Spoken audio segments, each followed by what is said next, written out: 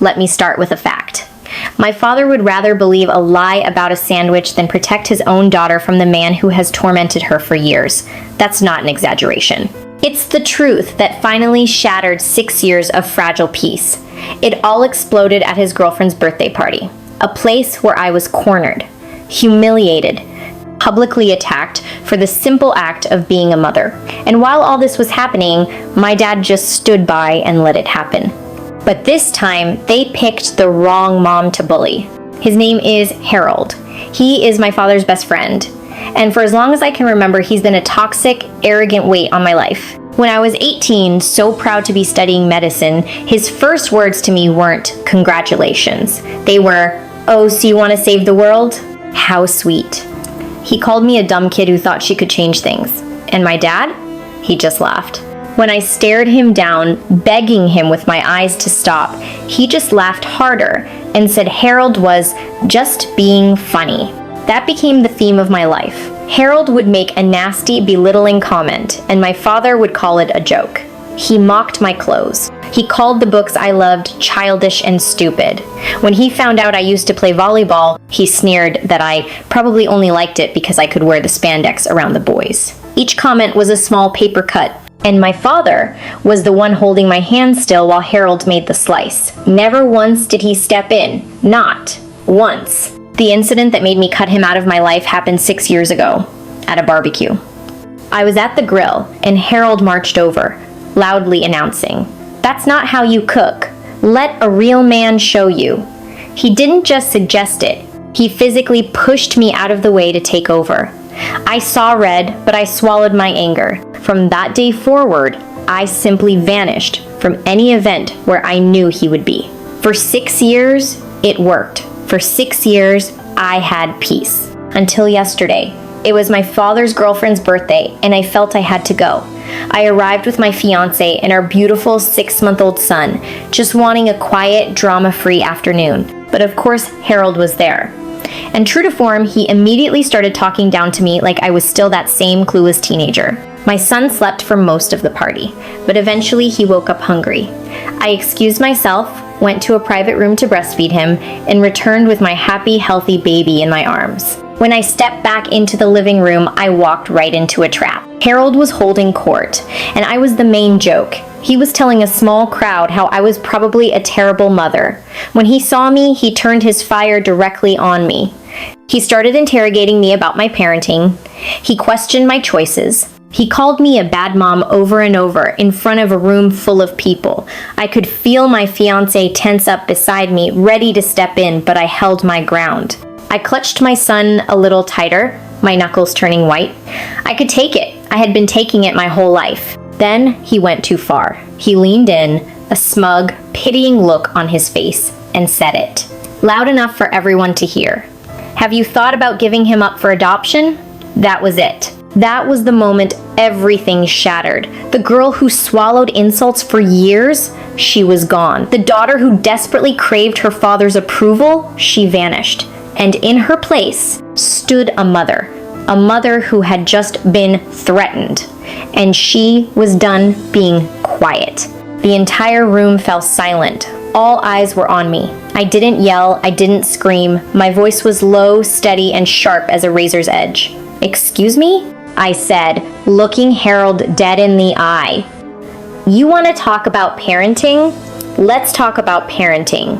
If you know so much about it, why does your ex-wife have full custody of your child?" His smug face froze. The color drained from it instantly, but I wasn't finished. "What kind of man," I continued, my voice gaining strength, "tries to sleep with his own brother's girlfriend?" A collective gasp went through the room. I saved the final blow for last. And as a cherry on top, I said, letting my eyes drift down to his prominent gut, "You should really lose some weight. With a gut like that, it's no wonder no woman wants to touch you with a 10-foot pole." Those were my exact words. Without another look at anyone, I turned to my fiancé. "We're leaving." We walked out, my head held high, and slammed the door behind us. On the drive home, my fiancé told me how incredibly proud of me he was, calling my comments badass and funny AF. But my phone was already blowing up. It was my dad. Text after text demanding I come back and apologize to Harold right now. I called him. "There is no way that is happening," I said. "Do you have any idea what he said to me?" He yelled back, "Of course I do. And why the hell would you get so mad over him offering to make you a sandwich?" I was floored. "A sandwich?" I started laughing. A hysterical, unhinged laugh that I couldn't stop. "Why are you laughing?" he demanded. I told him Harold was lying, but that I wasn't going to tell him what really happened. He had to call Harold himself to find out. I then went off, unloading years of frustration on him for all the times he had blindly taken Harold's side, for every time he'd let me be the butt of the joke. I told him it wouldn't surprise me if he didn't even bother to call Harold, and just took his word for it and dismissed everything I was saying. Then he hung up on me. The next day, my dad called back. To my genuine surprise, he had actually confronted Harold. Apparently, when asked what really happened, Harold went quiet before trying to spin some pathetic story about how he was just genuinely concerned for me being a young mom and that he didn't think I knew what I was doing. He even apologized to my father. My dad then had the audacity to tell me that even after knowing the truth, I should forgive Harold for the honest misunderstanding. He said I should apologize too for overreacting. That's when I laid down the law. I wasn't exaggerating when I said I hated him. I stated clearly, and the adoption comment was just the final reason. I listed every condescending, cruel comment I could remember. He didn't remember any of them. He has the memory of a goldfish for anything that doesn't directly concern or anger him. I made it very clear that I had nothing to apologize for. From this day forward, I declared, I am no longer coming to any event Harold is invited to. You don't have to stop being friends with him, but you can no longer expect me to show up. He called me dramatic. I pointed out that I'd been avoiding Harold for 6 years and no one even noticed, so clearly it wouldn't be a problem. After some back and forth, he finally, reluctantly agreed. For a few months, it actually worked. My dad respected my boundary. He'd tell me if Harold was coming to an event, and when I declined, he wouldn't push it. I saw Harold only once at a big birthday party for my dad. I only went because I knew some of the kids I used to babysit would be there, and I loved them more than I hated Harold. My dad promised he'd tell Harold not to talk to me, and to his credit, Harold kept his distance, though my husband and I caught him staring at us a few times. The only interaction was with his new girlfriend, a woman who spoke to me in the same condescending tone one would use on a child. They were perfect for each other. Things were improving with my dad too. He started going to therapy, something I'd pushed for since I got pregnant.